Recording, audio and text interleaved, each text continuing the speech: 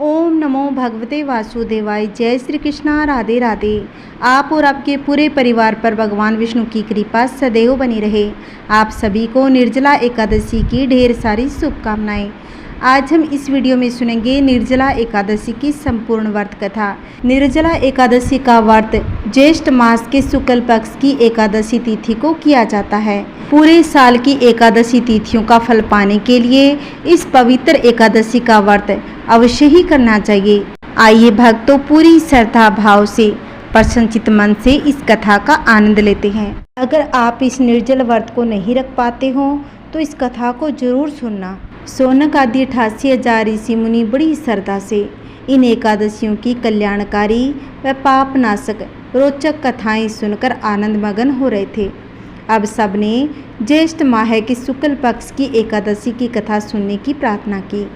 तब सूत जी ने कहा कि महर्षि व्यास से एक बार भीमसेन ने कहा, हे पितामह, भ्राता युधिष्ठिर, माता कुंती, द्रौपदी, अर्जुन, नकुल और सहदेव आदि एकादशी के दिन व्रत करते हैं और मुझे भी एकादशी के दिन अन्न खाने को मना करते हैं। मैं उनसे कहता हूँ कि भाई, मैं भक्ति पूर्वक भगवान की पूजा कर सकता हूँ और दान भी दे सकता हूँ, किंतु मैं भूखा नहीं रह सकता।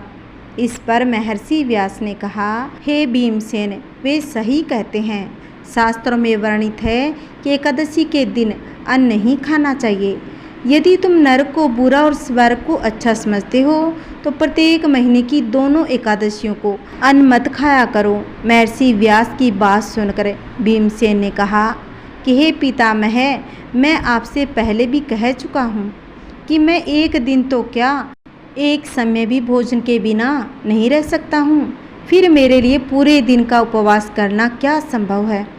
मेरे पेट में अग्नि का वास है जो ज़्यादा अन्न खाने पर ही शांत होती है। यदि मैं प्रयत्न करूं तो वर्ष में एक एकादशी का व्रत अवश्य कर सकता हूं।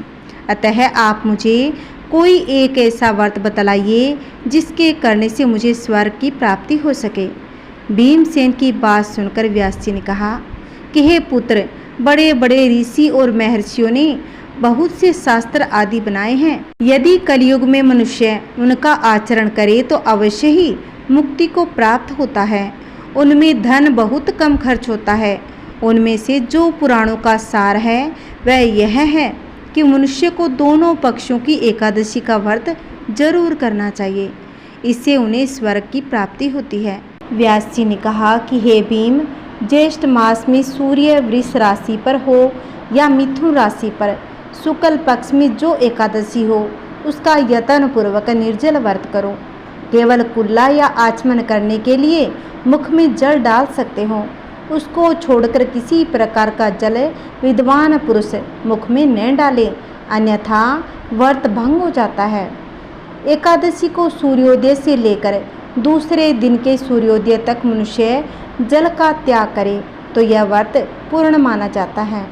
तदंतर द्वादशी को प्रभात काल में स्नान करके ब्राह्मण को विधि पूर्वक जल और सुवर्ण का दान करें। इस प्रकार सब कार्य पूरा करके जितेंद्रिय पुरुष ब्राह्मणों के साथ भोजन करें। वर्ष भर में जितनी एकादशियां होती है उनका सबका फल निर्जला एकादशी के पालन मात्र से मनुष्य प्राप्त कर लेता है। इसमें तनिक भी कोई संदेह नहीं। शंख, चक्र और गदा धारण करने वाले भगवान केशव ने मुझसे कहा था कि यदि मनुष्य सबको छोड़कर एकमात्र मेरी शरण में आ जाए और एकादशी को निराहार रहे तो वह सब पापों से छूट जाता है। एकादशी व्रत करने वाले पुरुष के पास विशालकाय, विकराल आकृति और काले रंग वाले दंड पासधारी भयंकर दूत नहीं जाते। अंतकाल में पीतांबरधारी, सौम्य स्वभाव वाले, हाथ में सुदर्शन धारण करने वाले, मन के समान वेगशाली विष्णुदूत आखिर इस वैष्णव पुरुष को भगवान विष्णु के धाम में ले जाते हैं। अतः निर्जला एकादशी को पूर्ण यत्न करके उपवास और श्री हरि का पूजन करो। स्त्री हो या पुरुष, यदि उसने मेरु पर्वत के समान भी महापाप किया हो तो वह सब इस एकादशी के व्रत के प्रभाव से भस्म हो जाते हैं। जो मनुष्य उस दिन जल के नियम का पालन करता है वह पुण्य का भागी होता है। उसे एक एक पहर में कोटि कोटि स्वर्ण मुद्रा दान करने का फल प्राप्त सुना गया है। मनुष्य निर्जला एकादशी के दिन स्नान, दान, जप, होम आदि जो कुछ भी करता है वह सब अक्षय होता है। यह भगवान श्री हरि का कथन है। निर्जला एकादशी को विधि पूर्वक उत्तम रीति से उपवास करके मानव वैष्णव पद को प्राप्त कर लेता है। जो मनुष्य एकादशी के दिन अन्न खाता है वह पाप का भोजन करता है। इस लोक में वह चंडाल के समान है और मरने पर दुर्गति को प्राप्त करता है। जो ज्येष्ठ के शुक्ल पक्ष में एकादशी को उपवास करके दान करेंगे वे परम पद को प्राप्त हो जाएंगे। जिन्होंने एकादशी को उपवास किया है वे ब्रह्म हत्यारे, शराबी, चोर तथा गुरुद्रोही होने पर भी सब पातकों से मुक्त हो जाते हैं। हे भीमसेन, ज्येष्ठ मास में शुक्ल पक्ष की जो शुभ एकादशी होती है उसका निर्जल व्रत अवश्य करना चाहिए। उस दिन श्रेष्ठ ब्राह्मणों को शक्कर के साथ जल के घड़े का दान करें। ऐसा करने से मनुष्य भगवान विष्णु के समीप पहुंचकर आनंद का अनुभव करता है। उसके बाद द्वादशी को ब्राह्मण भोजन कराने के बाद स्वयं भोजन करे। जो इस प्रकार पूर्ण रूप से पाप नाशनी एकादशी का व्रत करता है वह सब पापों से मुक्त होकर आनंदमय पद को प्राप्त कर लेता है। यह सुनकर भीमसेन ने भी इस शुभ एकादशी का व्रत करना प्रारंभ कर दिया और इस पावन कथा को भी सुना। एक बूढ़ी माँ ने एक बार निर्जला एकादशी का व्रत रखा। बड़ी ही भाव भक्ति से पूजा अर्चना की। उन्हें वृद्धावस्था में क्या बाधा थी? वे तो अपने पुत्र पोत्रों की सुख सुविधा के लिए व्रत रखने लगी थी। वे दिन भर तो जरा कठोर मन करके अपनी प्यास को रोके रखी। दिन में पूजा पाठ किया, कथा सुनी और पंडित जी को मिट्टी के पात्र में भरकर पानी और ऋतुफल दान में दिए। दोना भर भर कर पूरा वितरण किया। उन्हें गर्मी के कारण बहुत बेचैनी हो रही थी क्योंकि जेठ का महीना था। इसी कारण बहुत देर तक पानी में पड़ी रही और पानी से कुल्ला करती रही, मुँह धोती रही। तब कहीं थोड़ा बहुत धैर्य बंध पाया। धूप तो तेज पड़ रही थी, इस कारण बार बार मुँह सूख रहा था। बूढ़ी अम्मा बहुत ही बेचैन हो रही थी।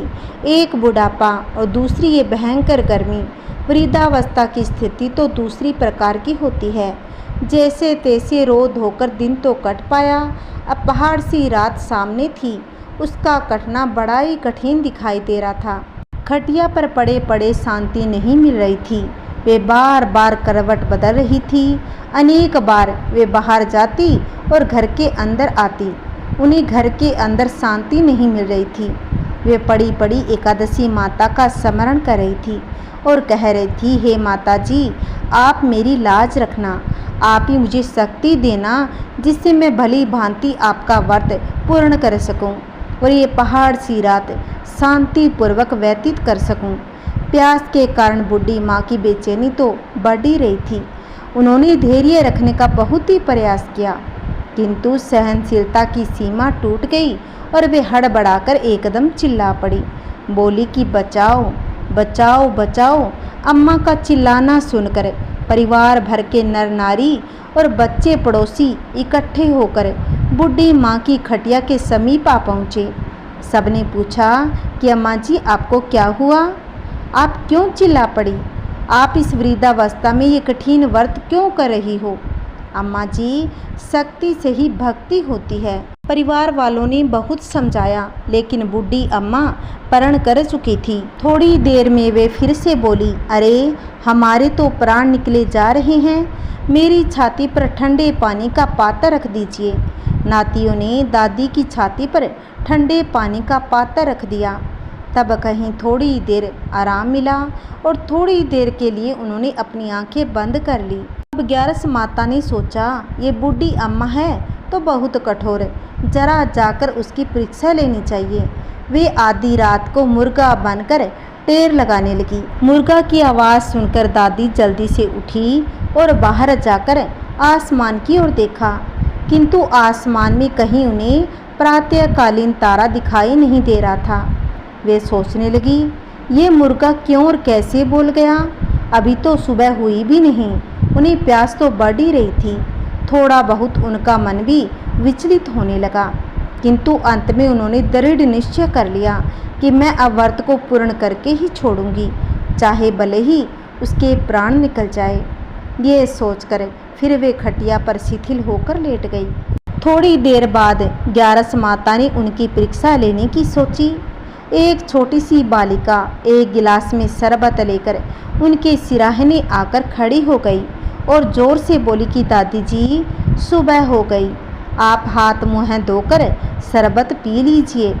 पहले तो शरबत का गिलास देखा उनका मन ललचाने लगा, किंतु अचानक व्रत का स्मरण हो आया। उन्होंने सोचा कि मैं किसी भी प्रकार से अभी शरबत नहीं पी सकती हूँ और वे शांतिपूर्वक अपनी खटिया पर लेट गई। फिर थोड़ी देर तो आँख लगी, फिर थोड़ी ही देर में उन्हें ऐसा लगा कि जैसे किसी ने उन्हें पानी के कुएं में पटक दिया हो।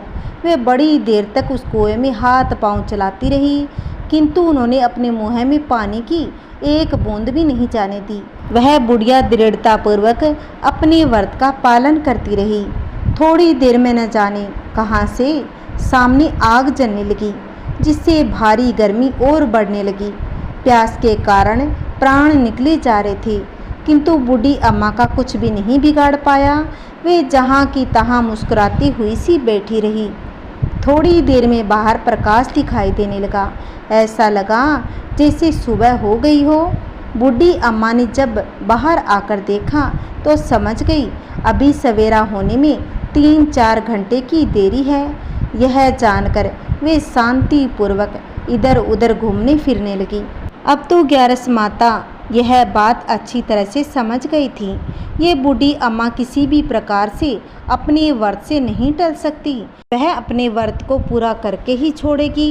वे उनके सत्य व्रत को अच्छी तरह से समझ गई। सुबह होते ही बूढ़ी अम्मा ने स्नान किया, भगवान का पूजा पाठ किया, एकादशी माता की कथा सुनी, ब्राह्मणों को दक्षिणा देकर भोजन कराया। तब कहीं उन्होंने जल ग्रहण किया।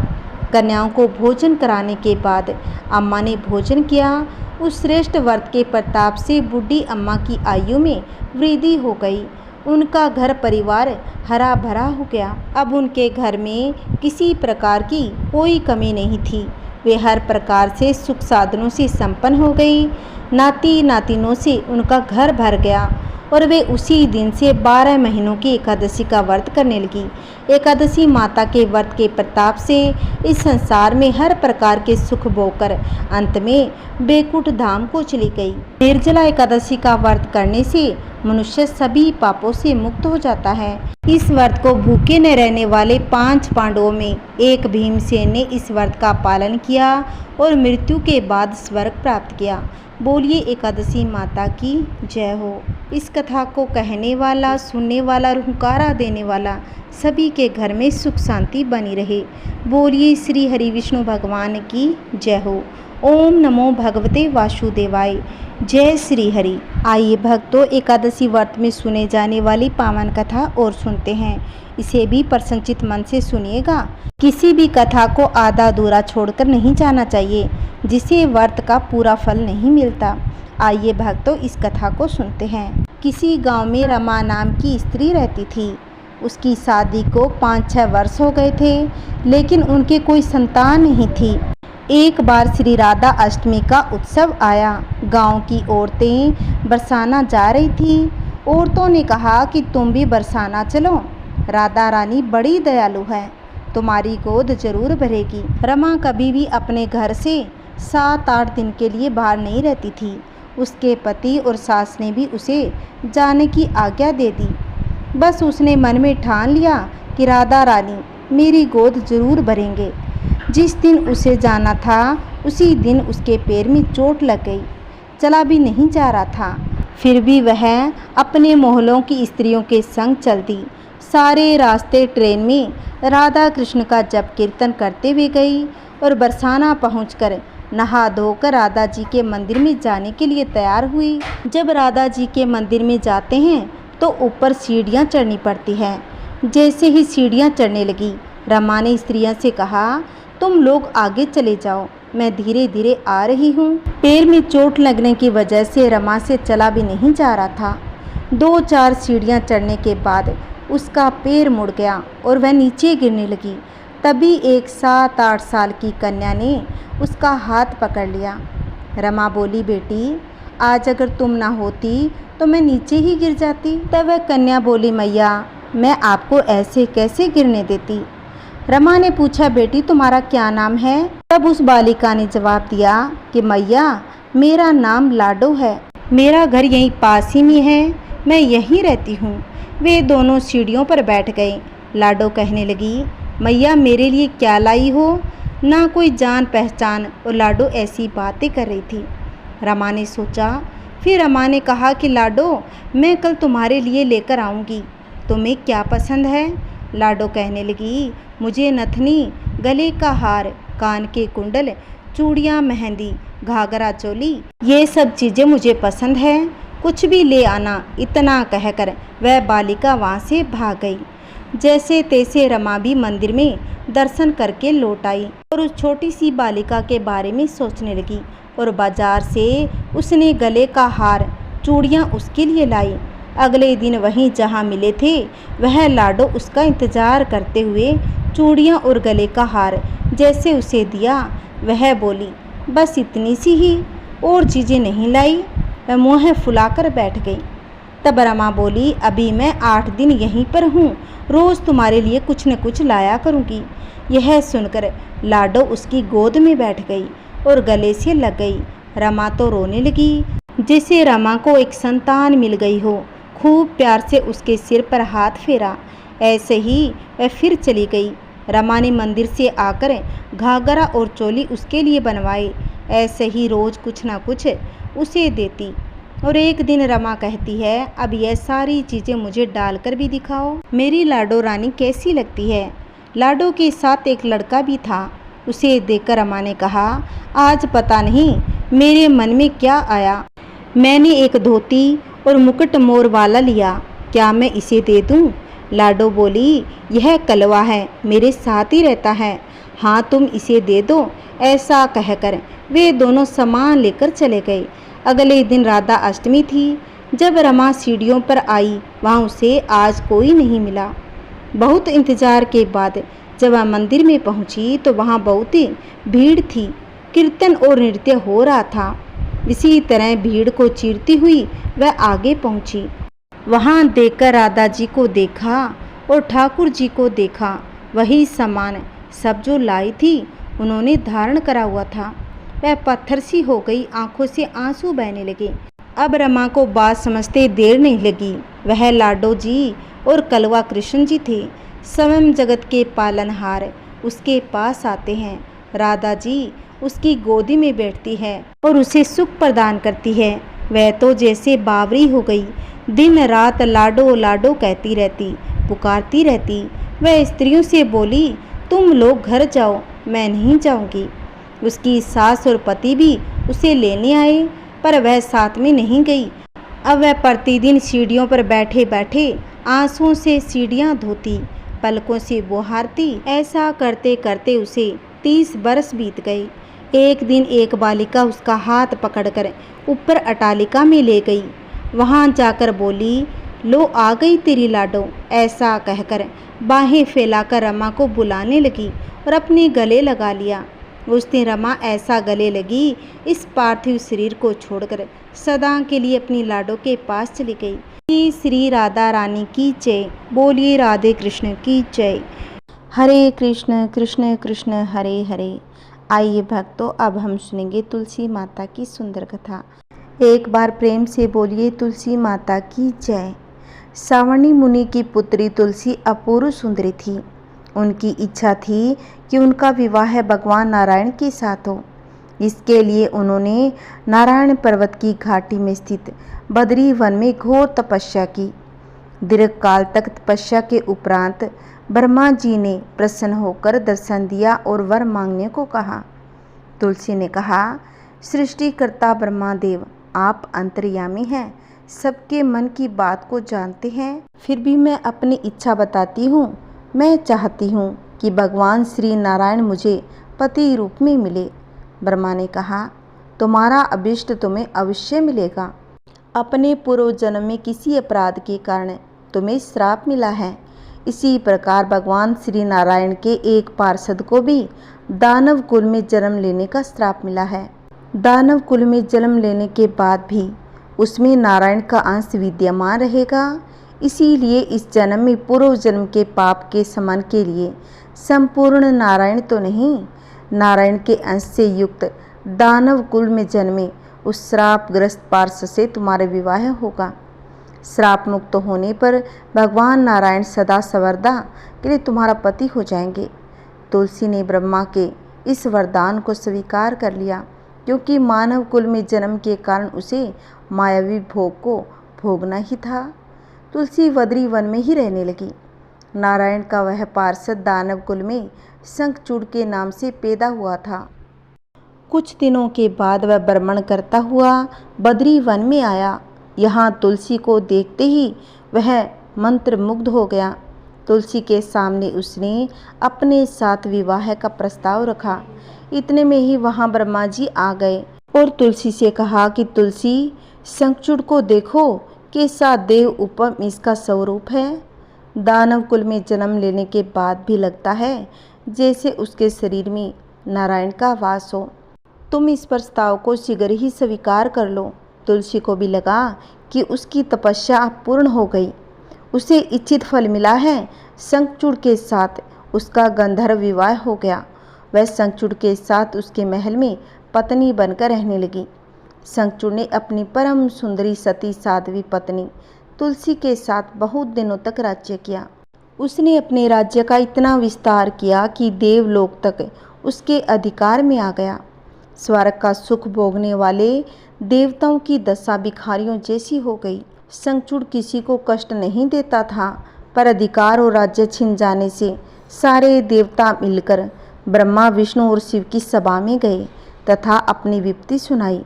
ब्रह्मा जी ने कहा, तुलसी परम साध्वी है, उसका विवाह शंखचूड़ से मैंने ही कराया था। शंखचूड़ को तब तक नहीं हराया या मारा जा सकता जब तक तुलसी को छला न जाए। विष्णु ने कहा, शंखचूड़ पूर्व जन्म में मेरा पार्षद था। श्राप के कारण उसे दैत्य कुल में जन्म लेना पड़ा। इस जन्म में भी मेरा अंश उसमें व्याप्त है। साथ ही तुलसी के पति व्रत धर्म से वह मेरा अजय है। फिर देवताओं की सहमति से भगवान शिव ने शंखचूड़ के पास संदेश भेजा कि या तो वह देवताओं का राज्य लौटा दे या फिर उनसे युद्ध करे। शंखचूड़ शंकर के पास गया। उसने कहा कि हे देवादिदेव, आपके लिए देवताओं का पक्ष लेना उचित नहीं है। राज्य बढ़ाना हर राजा का कर्तव्य है। मैं किसी को दुखी नहीं कर रहा हूँ। देवताओं से कहिए वे मेरी प्रजा होकर रहे। मैंने आपका भी कोई उपकार नहीं किया है। हमारा आपका युद्ध शोभा नहीं देता। अगर आप हार गए तो बड़ी लज्जा की बात होगी। अगर मैं हार गया तो आपकी कीर्ति बहुत अधिक नहीं बढ़ेगी। भगवान शंकर हंसने लगे। वे तो सब रहस्य समझते थे। तुलसी और शंखचूड़ के पूर्व जन्म के श्राप की अवधि लगभग पूरी हो चुकी थी। बोले, इसमें कीर्ति और लज्जा की कोई बात नहीं।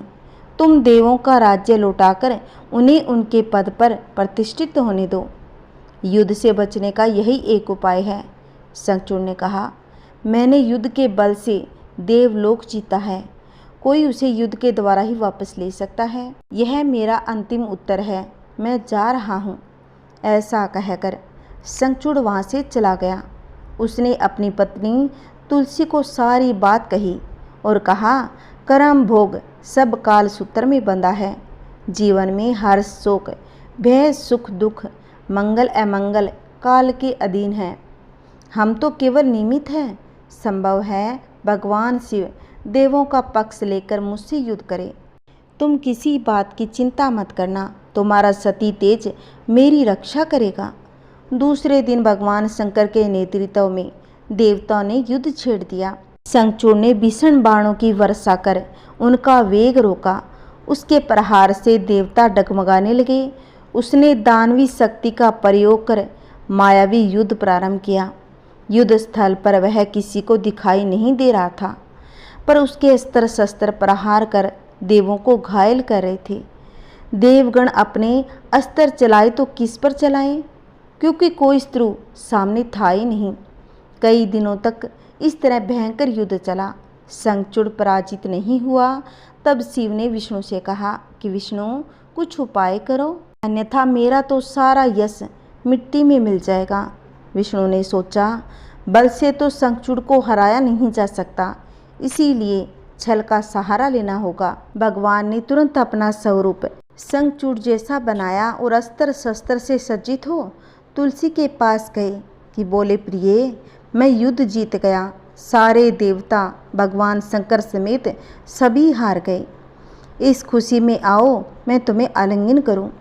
पति को प्रत्यक्ष खड़ा देखकर तथा विजय का समाचार सुनकर दौड़कर मायावी शंखचूड़ के गले लग गई।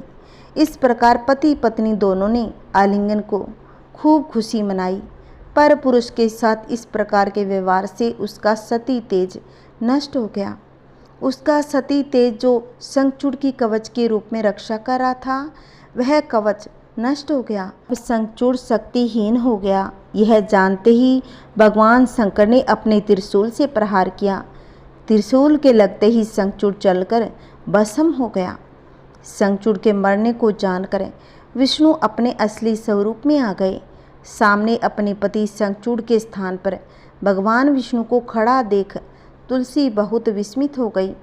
उसको पता लग गया कि स्वयं नारायण ने उसके साथ छल किया है। क्रोध में आकर उसने श्राप दिया, एक सती स्त्री का अस्तित्व भंग करने के अपराध में तुम हृदयहीन पत्थर हो जाओ।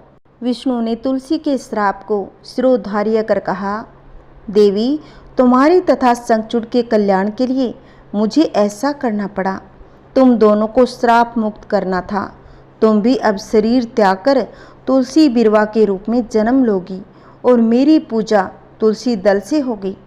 मैं शालिग्राम पत्थर बनूंगा। मेरे शीश पर तुम आदर से विराजमान रहोगी। तुम्हारे पति की हड्डियों के चूर्ण से शंख की उत्पत्ति होगी। तुम शंख ध्वनि से देवताओं तथा मेरी पूजा आराधना होगी। जहाँ शंख ध्वनि होगी वहाँ मंगलमय मैं विराजमान रहूँगा। तुमने पूर्व जन्म में बद्री वन में मुझे पाने के लिए बड़ी तपस्या की थी। अब अगले जन्म में मैं नारायण पत्थर के रूप में बद्रीनाथ वन में स्थापित होऊंगा और मेरी पूजा अर्चना फल फूल से न होकर तुम्हारे तुलसी दल से होगी। मेरे शीश पर विराजमान होकर तुम मुझसे भी ऊंचा पद प्राप्त करोगी। बोलिए तुलसी माता की जय। बोलिए विष्णु भगवान की जय। एक समय की बात है, एक बार नारद मुनि जी भगवान विष्णु जी के पास गए और पूछा कि भगवान, आपका इस समय सबसे प्रिय भक्त कौन है? अब विष्णु तो भगवान हैं, सो झट से समझ गए अपने भक्त नारद मुनि की बात को और मुस्कुराकर बोले, मेरा सबसे प्रिय भक्त एक छोटे से गांव का एक मामूली सा किसान है। यह सुनकर नारद मुनि जी थोड़ा निराश हो गए। फिर से एक प्रश्न किया कि हे भगवान, आपका बड़ा भक्त तो मैं हूँ, तो फिर सबसे प्रिय मैं क्यों नहीं हूँ? भगवान विष्णु जी ने नारद मुनि जी से कहा, इसका जवाब तो तुम खुद ही दोगे। जाओ एक दिन उस किसान के घर पर रहो और फिर सारी बात मुझसे बताना। नारद मुनि जी सुबह सवेरे उस किसान के घर पहुँचे। देखा अभी अभी किसान जागा। उसने सबसे पहले अपने जानवरों को चारा दिया, फिर हाथ मुँह धोकर दैनिक कार्यों से निवृत्त हुआ और जल्दी जल्दी भगवान का नाम लिया। ओम नमो भगवते वासुदेवाय, ओम नमो भगवते वासुदेवाय। रूखी सूखी रोटी खाकर जल्दी जल्दी अपने खेतों पर चला गया। सारा दिन खेतों में काम किया। शाम के समय घर आकर अपने जानवरों को पानी पिलाया, उन्हें अपनी अपनी जगह बांधकर उनको चारा दिया और हाथ मुँह धोया, कुल्ला किया। फिर थोड़ी देर बाद भगवान का नाम लिया, ओम नमो भगवते वासुदेवाय, ओम नमो भगवते वासुदेवाय। फिर परिवार के संग बैठकर खाना खाया और कुछ बातें की और फिर सो गया। अब सारा दिन यह सब देखकर नारद मुनि जी भगवान विष्णु के पास वापस आए और बोले, भगवान, मैं आज सारा दिन उस किसान के संग रहा, लेकिन वो तो ढंग से सेवा करता भी नहीं, आपका नाम भी ढंग से नहीं लेता। उसने थोड़ी देर सुबह थोड़ी देर शाम को और वो जल्दी जल्दी आपका ध्यान किया और मैं तो 24 घंटे सिर्फ आपका ही नाम जपता हूँ। क्या अब भी आपको लगता है कि सबसे प्रिय भक्त वो किसान हैं? भगवान विष्णु जी ने नारद जी की बात को सुनकर कहा, अब इस बात का जवाब तुम मुझे खुद ही ला कर दोगे। भगवान विष्णु जी ने एक कलश अमृत से भरा और नारद मुनि को थमाया और बोले, इस कलश को लेकर तुम तीनों लोकों की परिक्रमा करके आओ, लेकिन ध्यान रहे एक बूंद भी अमृत नीचे नहीं गिरना चाहिए, तुम्हारी सारी भक्ति और पुण्य नष्ट हो जाएंगे। नारद मुनि तीनों लोकों की परिक्रमा करके जब भगवान विष्णु के पास वापस आए तो खुश होकर बोले, भगवान मैंने तो एक बूंद भी अमृत नीचे नहीं गिरने दिया। विष्णु जी भगवान बोले, इस दौरान तुमने मेरा नाम कितनी बार लिया, मेरा स्मरण कितनी बार किया? तो नारद जी बोले, अरे भगवान जी, मेरा तो सारा ध्यान इस अमृत पर था, फिर आपका ध्यान कैसे करता? भगवान विष्णु ने कहा कि हे नारद, देखो उस किसान को, वो अपना काम भी करता है और नियमित रूप से मेरा स्मरण भी करता है, क्योंकि जो अपना कर्म करते हुए मेरा नाम जप करता है, मेरा स्मरण करता है, वही मेरा सबसे बड़ा भक्त है। तुम तो सारा दिन खाली बैठे रहते हो, खाली बैठकर मेरा नाम जपते हो। जब तुम्हें कर्म दिया तो मेरे लिए तुम्हारे पास समय ही नहीं था। तो नारद मुनि सब बात समझ गए और भगवान के चरण पकड़कर बोले, हे भगवान, आपने मेरा अहंकार तोड़ दिया, आप धन्य हैं। भगवान का तो वही सच्चा भक्त है जो अपने काम के साथ भगवान को भी याद करे। ओम नमो भगवते वासुदेवाय। जय श्री कृष्णा, राधे राधे। एक बार भगवान श्री विष्णु माता लक्ष्मी के साथ हरिद्वार में घूम रहे थे। माता लक्ष्मी ने देखा कि सारे मनुष्य गंगा में नहा नहा कर हर हर गंगे कहते जा रहे थे, परंतु सभी लोग दुखी और परेशान थे। तब माता लक्ष्मी ने बहुत ही आश्चर्य से भगवान विष्णु से पूछा कि स्वामी, गंगा में इतनी बार स्नान करने पर भी इनके पाप और दुखों का नाश क्यों नहीं हुआ? क्या अब गंगा में सत्यता नहीं रही? भगवान विष्णु बोले, गंगा में तो वही सामर्थ्य है, परंतु इन लोगों ने पाप नाशनी गंगा में स्नान ही नहीं किया, फिर इन्हें लाभ कैसे मिलेगा? माता लक्ष्मी जी ने आश्चर्य से कहा, तभी तो हमारे सामने नहा नहा कर जा रहे हैं, अभी तक तो उनके शरीर भी नहीं सूखे। भगवान विष्णु ने कहा, ये लोग तो केवल जल में डुबकी लगाकर ही आ रहे हैं, तुम्हें कल इसका रहस्य समझाऊंगा। दूसरे दिन बहुत ही जोर से बारिश होने लगी, सारी गलियां कीचड़ से भर गई। एक चौड़े रास्ते में एक बड़ा सा गड्ढा था, चारों ओर कीचड़ भरा हुआ था। भगवान विष्णु ने लीला रची, वे स्वयं एक बूढ़े आदमी का रूप धारण करके उस गड्ढे में जा गिरे। लक्ष्मी जी को उन्होंने समझाकर पास में बैठा दिया कि देखो, तुम लोगों को सुना सुनाकर यूं कहना कि मेरे बूढ़े पति अचानक गड्ढे में गिर पड़े हैं, कोई पुण्य आत्मा इनको बाहर निकाल कर इनके प्राण बचाए और हम असहाय दंपति की सहायता करें। और भगवान विष्णु ने यह भी समझा दिया कि जब कोई व्यक्ति गड्ढे में से मुझे बाहर निकालने को तैयार हो जाए, तब इतना और कह देना कि मेरे पति सर्वथा निष्पाप है, इन्हें वही व्यक्ति छुए जो खुद भी निष्पाप हो। यदि आप निष्पाप हैं तो उनके हाथ लगाएं, नहीं तो उनके हाथ लगाते ही आप स्वयं भस्म हो जाएंगे। लक्ष्मी जी तथास्तु कहकर गड्ढे के किनारे बैठ गई और आने जाने वालों को सुना सुनाकर भगवान विष्णु की सिखाई हुई बात कहने लगी। गंगा में नहा नहाकर लोगों के झुंड आ रहे थे और सुंदर युवती को यूं बैठी देखकर कुछ लोगों के मन में पाप आया और कुछ लोगों को धर्म का भय भी हुआ और कुछ लोग तो कानून से डरे और कुछ लोगों ने तो लक्ष्मी जी को यह भी कह दिया कि मरने दी इस बूढ़े को, क्यों इसके लिए रोती है। और कुछ दयालु और चरित्रवान पुरुष ने उस युवती के पति को बाहर निकालना चाहा, परंतु लक्ष्मी जी के वचन सुनकर वे वहीं रुक गए। उन्होंने सोचा कि हम गंगा में नहाकर तो आए हैं, तो क्या हुआ, पापी तो है ही, कहीं हम सहायता करते समय भस्म न हो जाए। उनके पास कई व्यक्ति आए, परंतु किसी का साहस नहीं हुआ। सैकड़ों आए, सैकड़ों ने पूछा और सब चले गए। संध्या का समय हो चला, तब भगवान विष्णु ने माता लक्ष्मी से कहा, देखो आया कोई सच्चे मन से गंगा में स्नान करके। तब थोड़ी देर बाद एक नौजवान युवक हाथ में एक लोटा लिए हुए हर हर गंगे कहता हुआ आया। लक्ष्मी जी ने उसे भी वही बात कही।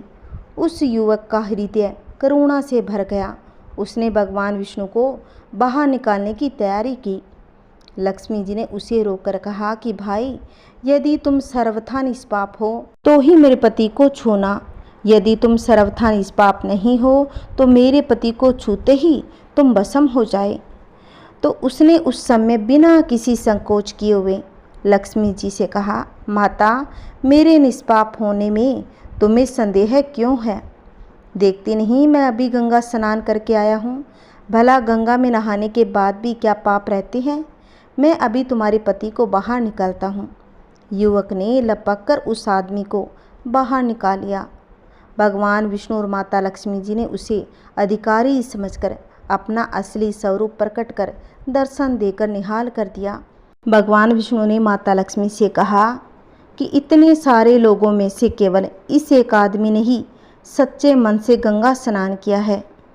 इस दृष्टांत के अनुसार जो लोग बिना श्रद्धा और विश्वास के केवल दम के लिए गंगा स्नान करते हैं, उन्हें वास्तविक फल प्राप्त नहीं होता। परंतु इसका यह मतलब नहीं कि गंगा स्नान व्यर्थ जाता है। गंगा स्नान का बहुत ही पुण्य मिलता है। जो भी व्यक्ति सच्चे मन से गंगा स्नान करता है, उनके अवश्य ही पाप धुलते हैं।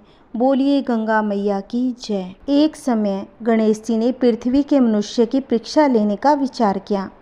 वे अपना रूप बदलकर पृथ्वी पर भ्रमण करने निकले। उन्होंने एक छोटे से बालक का रूप बना लिया। एक हाथ में चम्मच में दूध लिया, दूसरे हाथ में एक चुटकी में चावल लिए और गली गली घूमने लगे। साथ ही साथ आवाज़ लगाते चले जा रहे थे, कोई मेरे लिए खीर बना दो, कोई मेरे लिए खीर बना दो। कोई भी छोटे से बालक पर ज़्यादा ध्यान नहीं दे रहा था, बल्कि लोग उन पर हंस रहे थे। वे लगातार एक गांव के बाद दूसरे गांव में इसी तरह चक्कर लगाते हुए पुकार रहे थे, पर कोई खीर बनाने के लिए तैयार नहीं था। सुबह से शाम हो गई। गणेश जी लगातार घूम रहे थे। एक बुढ़िया शाम के वक्त अपनी झोंपड़ी के बाहर बैठी हुई थी। तभी गणेश जी वहाँ से पुकारते हुए निकले कि कोई मेरी खीर बना दो, कोई मेरी खीर बना दो। बुढ़िया बहुत ही कोमल हृदय वाली स्त्री थी।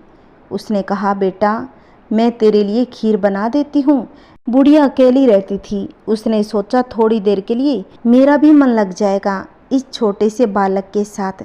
गणेश जी ने कहा कि माई, अपने घर में से दूध और चावल लेने के लिए बर्तन ले आओ। अब बूढ़ी माँ झोंपड़ी में गई और एक कटोरी लेकर आ गई। गणेश जी ने कहा, अपने घर का सबसे बड़ा बर्तन लेकर आओ। बुढ़िया को थोड़ी झुंझुनाहट तो हुई, लेकिन सोचा बालक है, मान लेती हूँ, बच्चे का मन रख लेती हूँ। और अंदर जाकर वह अपने घर सबसे बड़ा बर्तन लेकर बाहर आई। गणेश जी ने चम्मच में से दूध पतीले में उड़ेलना शुरू किया। तब बुढ़िया के आश्चर्य की सीमा न रही जब उसने देखा दूध से पूरा पतीला भर गया। एक के बाद एक बड़ा बर्तन झोंपड़ी से बाहर लाती गई, उसमें गणेश जी दूध भरते गए। इस तरह से घर के सारे बर्तन दूध से लबालब भर गए। गणेश भगवान ने बुढ़िया से कहा कि माई, मैं स्नान करके आता हूँ, तब तक तुम खीर बनाकर रख लेना और मैं वापस आकर खाऊंगा। बुढ़िया ने पूछा, मैं इतनी सारी खीर का क्या करूँगी? इस पर गणपति जी बोले, सारे गांव को दावत दो। बुढ़िया ने बड़े प्यार से मन लगाकर खीर बनाई और भीनी भीनी मीठी मीठी खुशबू चारों दिशाओं में फैल गई। खीर बनाने के बाद वह हर घर में जाकर खीर खाने का न्योता देने लगी। लोग उस पर हंस रहे थे। बुढ़िया के घर में खाने को दाना नहीं और सारे गांव को खीर खाने की दावत दे रही है। लोगों को कौतूहल हुआ। खीर की खुशबू से लोग खींचे चले आए। लोग सारा गांव बुढ़िया के घर में इकट्ठे हो गए। जब बुढ़िया की बहू को दावत की बात मालूम हुई तब वह सबसे पहले वहाँ पहुँच गई। उसने खीर से भरे पतीलों को जब देखा तो उसके मुँह में पानी आ गया। उसे बड़ी जोर से भूख लगी हुई थी। उसने एक कटोरी में खीर निकाली और दरवाजे के पीछे बैठकर खाने को तैयार होने लगी। इसी बीच में एक छींटा गिर गया और गणेश जी को भोग लग गया और भगवान प्रसन्न हो गए। अब पूरे गांव को खाने की दावत देकर बुढ़िया वापस अपने घर को आई तो उसने देखा कि बालक वापस आ गया। अब बुढ़िया ने कहा, बेटा खीर तैयार है, भोग लगा लो। गणेश जी बोले, माँ भोग तो लग चुका है, मेरा पेट पूरी तरह से तृप्त हो गया है, अब तू खा, अपने परिवार और गांव वालों को खिला।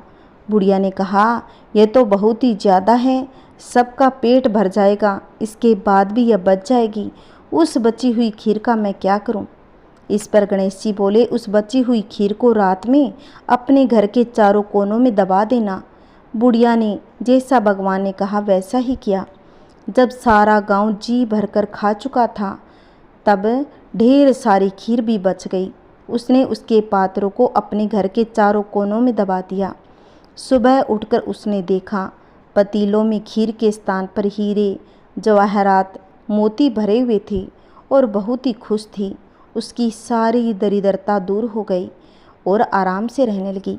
उसने गणेश जी का एक भव्य मंदिर बनवाया और साथ में एक बड़ा सा तालाब भी खुदवाया। इस तरह उसका नाम दूर दूर तक प्रसिद्ध हो गया। उस जगह वार्षिक मेले लगने लगे। लोग गणेश जी की कृपा प्राप्त करने के लिए उस स्थान पर पूजा करने और मान्यता के लिए आने लगे।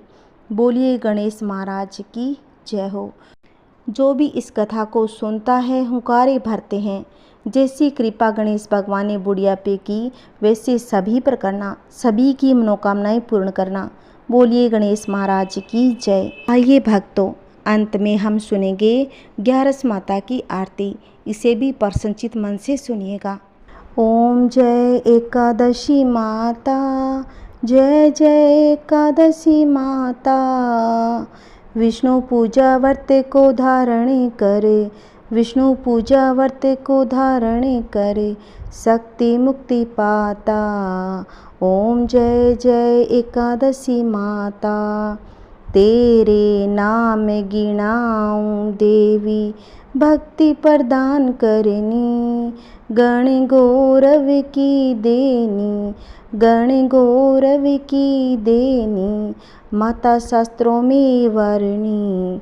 ओम जय जय एकादशी माता। मार्गशीर्ष के कृष्ण पक्ष की उत्पन्न विश्वतारिणी, शुक्ल पक्ष में हुई मोक्षदा, शुक्ल पक्ष में हुई मोक्षदा, मुक्तिदाता बने आई। ओम जय जय एकादशी माता।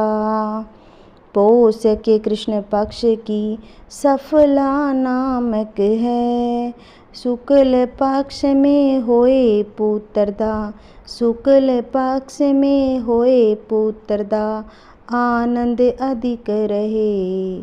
ओम जय जय एकादशी माता। नाम सटिला माघ मास में कृष्ण पक्ष आवे, शुक्ल पक्ष में जया कहावे, शुक्ल पक्ष में जया कहावे, विजय सदा पावे। ओम जय जय एकादशी माता। विजया फाल्गुन कृष्ण पक्ष में शुक्लामल की, पाप मोचनी कृष्ण पक्ष में, पाप मोचनी कृष्ण पक्ष में, चेतर महाबली की। ओम जय जय एकादशी माता। चैत्र शुक्ल में नाम कामदा, धन देने वाली, नाम बरुथनी कृष्ण पक्ष में, बैसाख माह वाली। ओम जय जय एकादशी माता। शुक्ल पक्ष में होए मोहिनी, अपरा ज्येष्ठ कृष्ण पक्ष की, नाम निर्जला सब सुख करनी, नाम निर्जला सब सुख करनी, शुक्ल पक्ष रखी। ओम जय जय एकादशी माता। योगिनी नाम आषाढ़ में जानो, कृष्ण पक्ष करनी, देवशैनी नाम कहायो, देवशैनी नाम कहायो, शुक्ल पक्ष धरणी। ओम जय जय एकादशी माता। कामिका श्रावण मास में आवे, कृष्ण पक्ष कहिए। श्रावण शुक्ला होए पवित्रा, श्रावण शुक्ला होए पवित्रा, आनंद से रहिए। ओम जय जय एकादशी माता। जा भाद्रपद कृष्ण पक्ष की परिवर्तनी शुक्ला, इंदिरा आश्विन कृष्ण पक्ष में व्रत से भव सागर निकला। ओम जय जय एकादशी माता। पापा कुंशः शुक्ल पक्ष में पाप हरने हारी, रमा मास कार्तिक में आवे, रमा मास कार्तिक में आवे, सुखदायक भारी। ओम जय जय एकादशी माता। देव उठानी शुक्ल पक्ष की दुख नाशक मैया, पावन मास में करु विनती, पावन मास में करु विनती, पार करो मैया। ओम जय जय एकादशी माता। परमा कृष्ण पक्ष में होती, जन मंगल करनी, शुक्ल मास में होए पद्मिनी, शुक्ल मास में होए पद्मिनी, दुखी दारिद्र हरिणी। ओम जय जय एकादशी माता। जो कोई आरती एकादशी की भक्ति सहित गावे, जन गुर दिता स्वर्ग का वासा, जन गुर दिता स्वर्ग का वासा, निश्चय वह पावे। ओम जय जय एकादशी माता। जय जय एकादशी माता। ओम जय एकादशी माता। जय श्री कृष्णा। राधे राधे। अगर मेरी कथाएं आपको अच्छी लगी है तो प्लीज़ वीडियो को शेयर करें, लाइक करें और कमेंट में विष्णु भगवान की जय अवश्य बोलना। अगर आपने अभी तक मेरे चैनल को सब्सक्राइब नहीं किया है तो प्लीज़ मेरे चैनल को सब्सक्राइब करें, जिससे आने वाली वीडियो की नोटिफिकेशन आपको मिलती रहेगी। जय श्री कृष्णा। राधे राधे।